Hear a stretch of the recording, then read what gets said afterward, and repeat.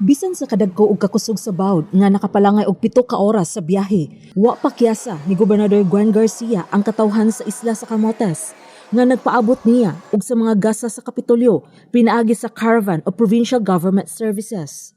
Espesyal usab sa kasing-kasing ni Gobernador Garcia ang lungsod sa Pilar sa buwag nga isla sa Camotes kay gipahigayunan usab kini og laing caravan sa sunod adlaw human sa Tudela. Nasayod man gyud mo kung giunsa ta mo pagpangga. Latason nako ang 7 ka laod, pero ganina murag 14 to ka laod. Dili makahimo 7 ka laod, 14 ka laod, 21 ka laod, dili na mahimo nga ako. Dili mo dayon kay naghulat ang Camotes, naghulat kamo kanako. Og niagyod ko, ingon niya na ang akong pagbati o pagmahal kaninyo. Timos og tiunay gayud ang paghigugma ni Gobernador Garcia alang sa tibok isla sa Camotes.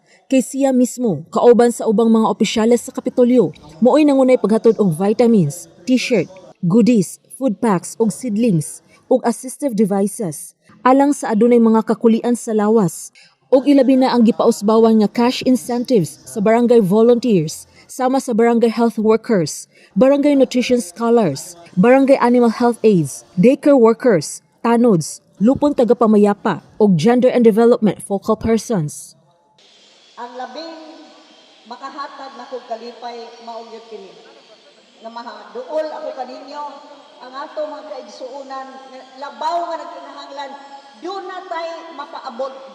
Dili mana makasulbad sa kanang problema, pero iyawat na lang makapagaan-gaan sa ilang kahintang.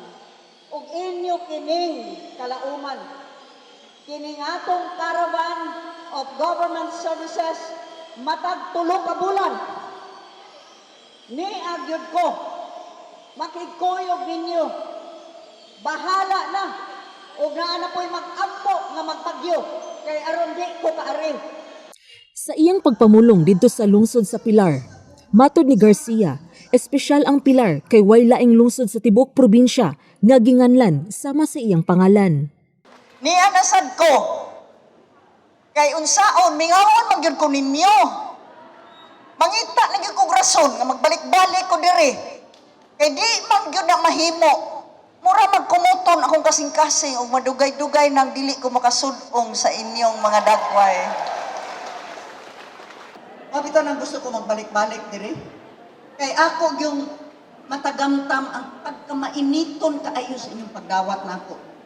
Nahibaw manggod mo, kinalangga ko gayud kamo. Ato sa caravan, gitunol ni Garcia ang mga tseke nga kinatibuk ang nagbalor og 22 milyones pesos, basket of goodies, o commemorative stamp sa founding anniversary sa lalawigan sa Sugbo ngadto sa 4 ka mga lungsod isip tabang pinansyal alang sa ilang lain-laing mga proyekto nga nahuna-hunaan. Tag 4 milyones pesos sila si San Francisco Mayor Alfredo Arqueliano Jr., Tudela Mayor Jojo Solante ug Pilar Mayor Winky Santiago, samtang 2 milyones pesos alang kang Poro Mayor Edgar Rama. Tag 1 milyon ka pesos alang sa mga vice mayor ug laing 1 ka milyon ka pesos alang sa mga konsihales sa 4 ka mga lungsod.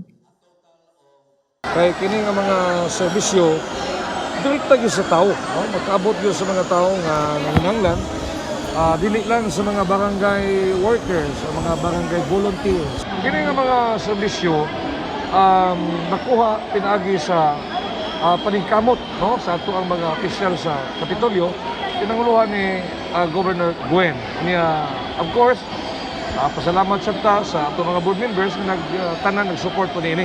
Niya ang mga tao nga natagaan, mo po na ang nagbutang sa pwesto nato nga nanerbisyo. Nakadawat usab og apil og vitamins, goodies, food packs ug seedlings ang mga barangay kapitan ug ubang mga trabahante sa kabarangayan. Samtang medical kits, vitamins ug seedlings alang sa mga taga-rural health units sa mga lungsod sa San Francisco, Poro, Tudela ug Pilar. Ang ningretero nga barangay health workers ug barangay animal health aides nakadawat og tag 10,000 pesos nga cash isip pabound, certificate, goodies, food packs, vitamins, t-shirt ug seedlings.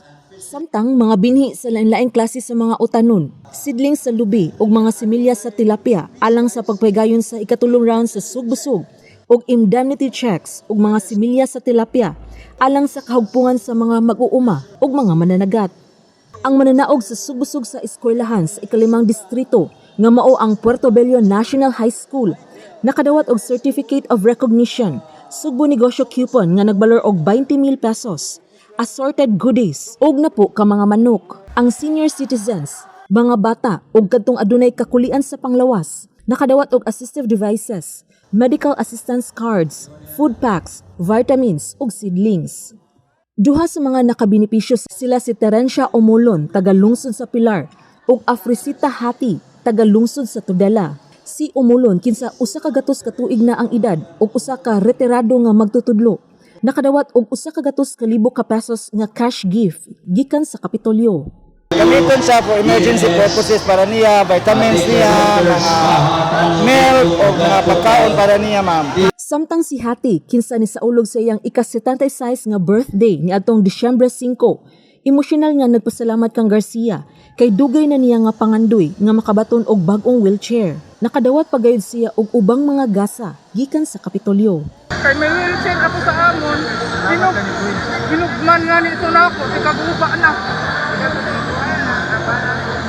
Magpasalamat ako kang Queen. Sheila Gravinez, Balita sa Sugbo.